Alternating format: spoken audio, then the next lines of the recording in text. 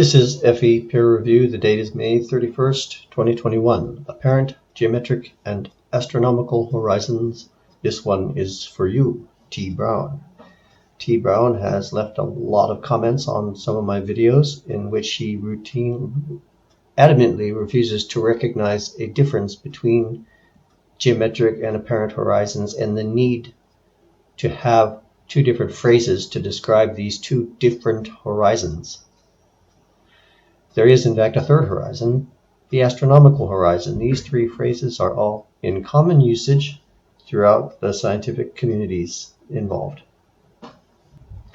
This is just a quick video. I just wanted to cover what these phrases mean and let T. Brown know that he needs to acknowledge that the world does use them, even if he chooses not to. So this is the San Diego State University website. And they have a nice little page. Distance to the horizon, introduction, no refraction, refraction considered simply, and then they get into all the complications that come with refraction. And I'm leaving it so you can see the URL up at the top of the page in case you should want to look at it. I'll try to remember to put a link in the description as well. I brought it up partly because it has these convenient links to their lexicon. So let's start by looking at, well, we also have this diagram, So 0, is the observer. This horizontal dashed line passing through O is their astronomical horizon. And then the dashed line passing through the point G is referred to as the geometric horizon, although in this case with no refraction, that is congruent with the apparent horizon. And then in the figure in which they discuss refraction, they show that the apparent horizon is H and the geometric horizon is G. So now let's take a look at that lexicon. Here's astronomical horizon.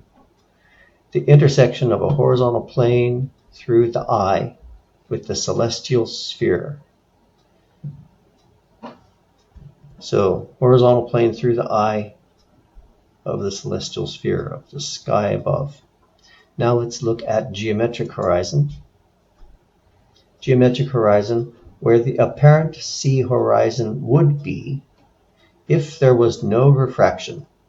Equivalently, where the cone with vertex at the observer's eye and tangent to the sea surface would meet the celestial sphere. This is what I showed in one of my previous videos in the form of a 3D model that I did in SketchUp and showed how the surface that is visible, the surface of the Earth that is visible, increases as you rise in altitude. And then lastly, apparent horizon, where the sky appears to meet the Earth. Because of perspective effects, different observers generally have different apparent horizons. Because of refraction, even the sea horizon usually lies above the geometric horizon. So there you go. That's the official word on the subject, or one of the many thousands of official words on the subject. These phrases are used routinely to describe three different situations, three different cases, all of which are called horizons. So, T. Brown, that's the way the world talks. You can choose to ignore it, but the world will just simply continue to ignore you in that case. Before I drop this topic, I thought I'd just also spend a moment on radar, which is limited to some extent by the same atmospheric refraction and Earth curvature horizon issues as simple line of sight. I say to some extent because it depends in part on the spectrum that the radar is using. There are technical ways to get around some of those issues, but fundamentally they have to be gotten around. So anyway, I just wanted to pull up this quick little diagram here, which is nice because it shows first what it calls the radar horizon. We've got our radar over here, and the cone that we see here represents the area that's visible to the radar, and a number of areas are not visible. It cannot see up above itself. It can't see right below itself very close. It also is blocked. Like this airplane is in the shadow zone. It's blocked by the horizon, by the curvature of the Earth. And then the image below shows other sources of shadowing as well, such as clouds, mountains, and again, the curvature of the Earth. So radar has its limits due to Earth curvature. And if you think the Earth is not curved, then you're going to have to explain why those limits exist for radar.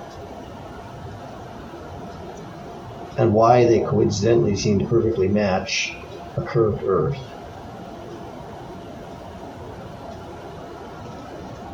I guess that wraps it up. There's really nothing more that needs to be said on the subject. I've pretty much said everything there is to say to T. Brown. I really don't have anything more to say to him, although I expect he'll probably continue to leave dozens of comments on my videos. We'll see. Anyhow, have a nice day. Hope this was useful. Bye-bye.